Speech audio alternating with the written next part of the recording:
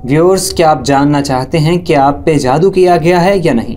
बिस्मिल्लाहिर्रहमानिर्रहीम। Respectable viewers, this is गुलफाम रियाज और आज फिर हम स्टूडियो में मौजूद हैं आपके एक नए सवाल के साथ कि इंसान को कैसे पता चलेगा कि उस पे जादू किया गया है या उसे कोई जिस्मानी बीमारी है और उसे कोई रूहानी मसला है, तो कैसे पता चलेगा?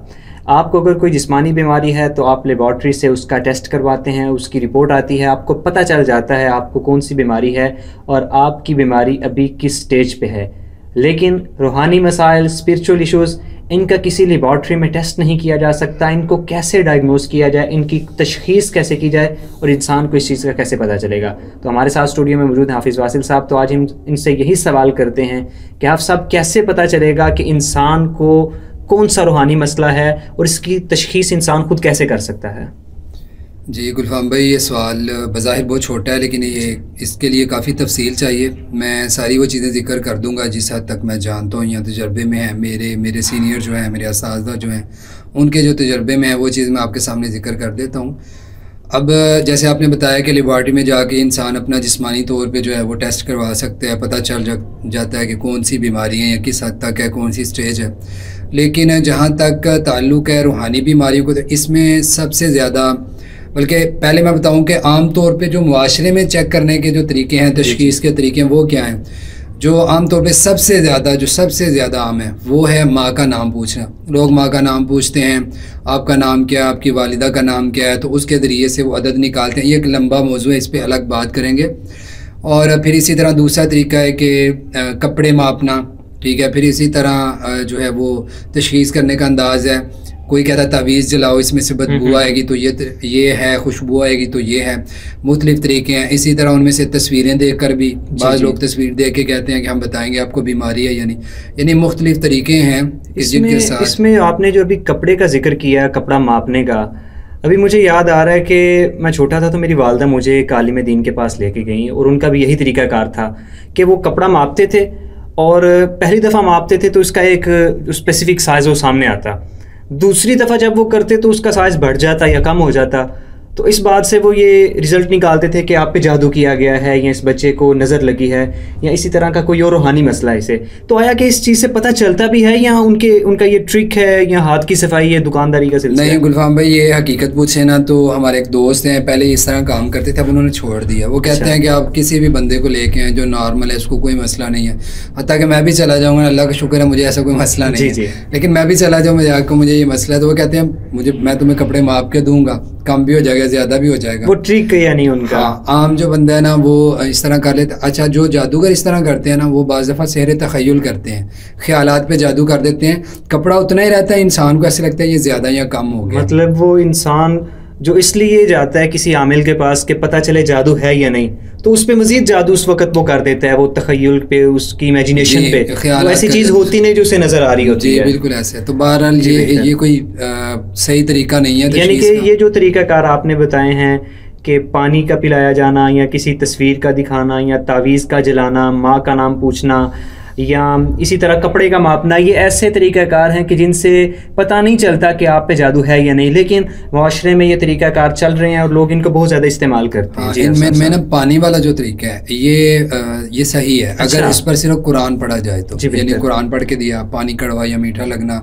कसैला लगना, बाकी जो है ना वो कह लें कि बस शोबदाबाजी है, इस तरह के यानी के मामलात करना और माँ का नाम पूछना तो जादू के कबील से है। तो बहरहाल अभी हम आते हैं इस तरफ कि किस तरह पता चल सकता है, यानी सही तरीका क्या है कि जो हम शरीयत के दायरे से बाहर भी ना निकलें और हमें अंदाज़ा भी हो जाए। देखिए, ये बात मैं यहाँ पे बिल्कुल क्लियर आपको बता दूँ कि 100% जानने के लिए कि इस बंदे को जादू है या नहीं, शरई तौर पर कोई ऐसी नस हमें नहीं मिलती कि जिससे 100% पता चल सके कि इस बंदे के साथ जादू है या नहीं। ठीक है, ये सब के तजर्बात होंगे, सब के तरीक़ाकार होंगे, क्योंकि रुकिया में इंसान का चलता ही तजर्बा है। तजर्बे के बगैर रुकिया की फील्ड में आप कुछ नहीं कर सकते सिवाय ये कि मसनून दम आप कर दें। तो हर एक का तरीक़ाकार है। इसमें सबसे पहले हम क्या देखते हैं कि उस बंदे को, जो मरीज़ हमारे पास आया, उसको ख्वाब किस तरह के आते हैं। ठीक है, क्योंकि रूहानी मरीज़ के साथ ख्वाबों का एक सिलसिला होता है। ये ज़रूरी नहीं कि जिसको बुरे ख्वाब आते हैं उस पर जादू ही होगा, लेकिन हर जादू ज़दा मरीज़ को, हर असेब ज़दा मरीज़ को बुरे ख्वाब ज़रूर आते हैं। ठीक है, उसमें आप फ़र्क कर सकते हैं। यानी कि आम तौर पे देखें तो बुरे ख्वाब आना, कभी पानी गंदा देखना, या इसी तरह गलाजत देखना, बाथरूम देखना, गंदगी साफ़ करते हुए देखना।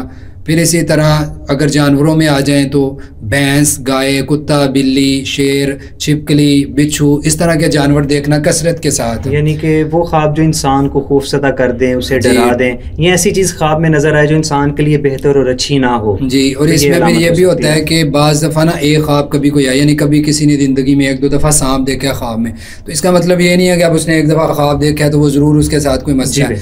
मतलब कसरत से इस तरह के ख्वाब देखना, एक दिन सांप देखा, अगले दिन छिपकली देख ली।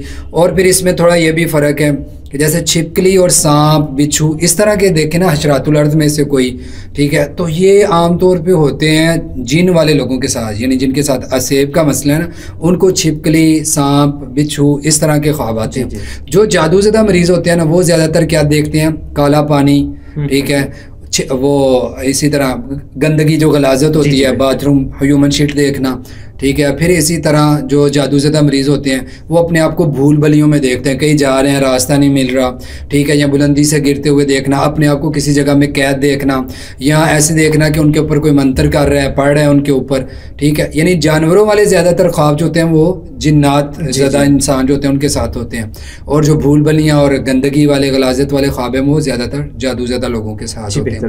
तो एक ये बड़ा जो है ना वो तरीका पहचानने का ख्वाबों के साथ। फिर इसी तरह कुछ मामला ऐसे होते हैं जो इंसान को साफ तौर पे पता चल रहा होता है कि यार ये किसी इंसान ने नहीं किया, या इंसान का ताल्लुक इसके साथ नहीं है। मिसाल के तौर पे अब हर काम किसी इंसान का उल्टा हो जाना, ये नहीं होता ना, कभी इंसान के मामला तो ऊपर नीचे होते रहते हैं, कभी अच्छाई आगे कभी बुराई, लेकिन हर काम जिस जगह पे भी जो भी करता है ना उसका हर काम उल्टा होता है, ठीक है, उल्टा हो जाता है या उसमें नुकसान होता है।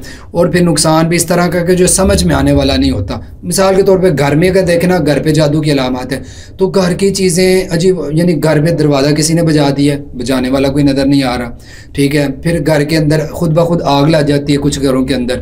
फिर इसी तरह कुछ घर है उनके अंदर कपड़ों को कट लग जाते हैं। ये तो बहुत एक कॉमन सी बात है, घरों में कपड़ों को कट लग जाते हैं। तो हमारे पास उमूमन ऐसे लोग आते हैं, कपड़ों को कट लग गए हैं, सेफ के अंदर, अलमारी के अंदर बंद है, चूहा ऊपर नहीं चढ़ सकता, सेफ अलमारी में जाएगा नहीं, चला भी जाए तो नीचे जो पड़े उनको कट लगा लेगा। लेकिन उसमें क्या होता है, कट भी ऐसे लगे, ऐसा चूहा कौन सा समझदार है जो आया ऊपर पूरा और उसने आके दरमियान में कमीज का जो ना कट लगाया। अच्छा, इसको कुछ लोग ना ड्रामा समझते हैं। आप यकीन माने, मेरे पास एक खातून ने मुझे पिक्चर वो कमीज की सेंड की, उसने कहा कि ऐसे जैसे चुकोर में बिल्कुल काटा जाता है ना, बिल्कुल सही तरीके से, बड़ा एक्सपर्ट टेलर होगा, यानी कि कोई साइड से खिंचाव के साथ फट जाए तो हम कहते हैं मशीन में आ गया, ये भी समझ आती है। चूहे ने काट दिया तो वो कुतरने के अंदाज में, वो भी नहीं, बिल्कुल एक्सपर्ट जैसे बंदा, जैसे किसी ने इंटेंशनली ये काम किया बिल्कुल। और एक मुझे मरीज़ा याद है, उसने मुझे मैसेज किया था, उसने कहा कि मैंने कपड़े पहने थे और मेरे कपड़े पहने हुए मेरे सामने मेरी कमीज के दरमियान से काटा। ऐसा भी हो सकता है, यानी कि कपड़े पहने हुए बिल्कुल ऐसे। तो मजीद कोई अलामात बताएं। हाँ, फिर इसी तरह मैंने बताया कि कपड़ों को घर के अंदर आग लग जाना, कपड़ों को कट लग जाना, खून के छींटे गिरना, ये भी आपने अक्सर सुना होगा, पानी के छींटे गिरना। एक आदमी है, उसने मुझे मैसेज किया था कि कहता है मैं बैठा होता हूँ, अचानक मेरे ऊपर पानी फेंकता है, मैं इधर उधर देखता हूँ कोई नहीं, फिर काम कर रहा हूँ तो फिर पानी फेंकते हैं। फिर इसी तरह ये जो अलामत मैंने बता दी। फिर ख़ास किसी एक जानवर का घर के अंदर आना, तो उसको डराना और वो भागे ना, ये भी होता है। अब सब एक चीज़ मैं आपसे पूछना चाहता हूँ कि ये घरों में जो पानी फेंका जाता है या खून के छींटे लगते हैं, ये ज़ाती इटसेल्फ इनका कोई नुकसान होता है इन छींटों वगैरह का, या ये जादू का ही असर है? देखें, कभी भी जादू या जिन इंसान को मौत नहीं दे सकते। मौत का इख्तियार अल्लाह के पास है। जितना इंसान इनसे डरता है ना, ये इतना ज़्यादा हावी आने की कोशिश करते हैं, यानी इंसान पे हावी होते हैं।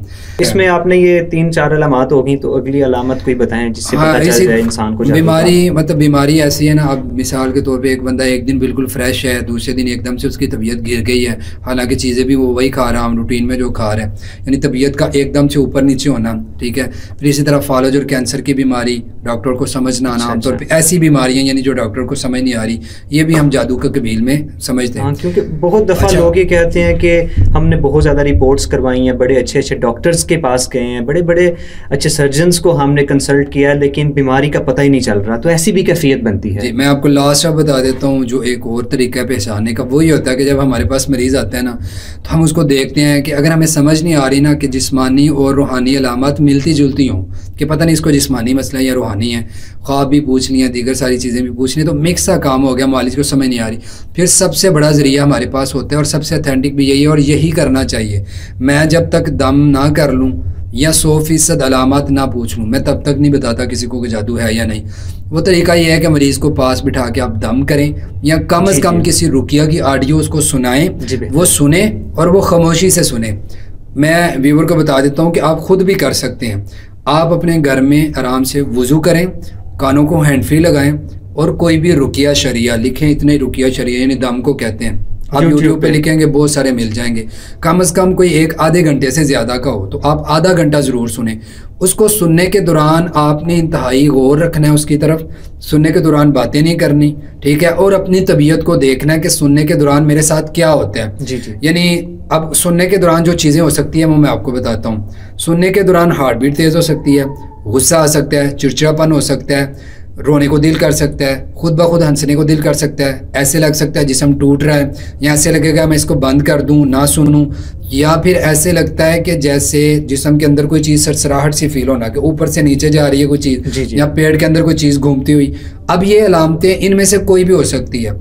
अच्छा, इसका मतलब कतन ये नहीं है कि आपको पहले या आमतौर पर भी ये चीज़ें होती है तो आप ये समझे कि जादू है। सुनने के दौरान जो आपके साथ होगा ऐसी चीज़ जो पहले आपको फील नहीं होती, सुनने के दौरान आपको हो।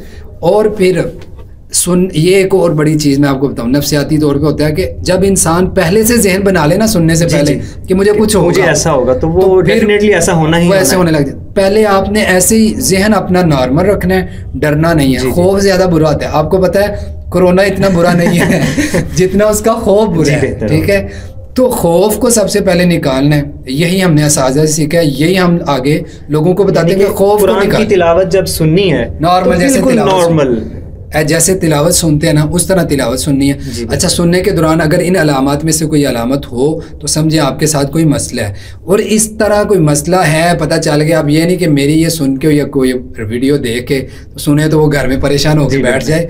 मतलब थोड़ा बहुत किसी के साथ मसला है, इनमें से कोई 1-2 अलामत आती है तो परेशान नहीं हो, अब फ़ौरन फोकस करें अपने सुबह शाम। इसके अलावा कोई और आप बताएं अलामत? बड़ी बड़ी अलामत यही है, ख्वाबों का बुरा आना और कसरत से आना। जैसे ख्वाबों का बुरा आना, घरों में कपड़ों को कट लग जाना या कपड़ों को आग लग जाना, इसी तरह किसी ऐसे जानवर का घर में आना कि जो भगाने से भी ना जाए, इस तरह की कैफियत बन जाए। बिला वजह चिड़चिड़ापन, बहुत ज़्यादा शदीद गुस्सा आना। नॉर्मली तो आमतौर पे बंदे को गुस्सा आता है ना, बहुत ज़्यादा गुस्सा आना भी इसमें हो सकता है। और तबीयत का अचानक गिर जाना, संभल जाना, और ऐसी बीमारी जो डायग्नोस ना हो रही हो, जिसकी तशखीस ना हो पा रही हो किसी भी लेबॉर्ट्री से, किसी डॉक्टर से, तो ये चंद एक अलामात हैं जिससे आपको पता चल सकता है कि आप पे जादू हुआ है या नहीं हुआ।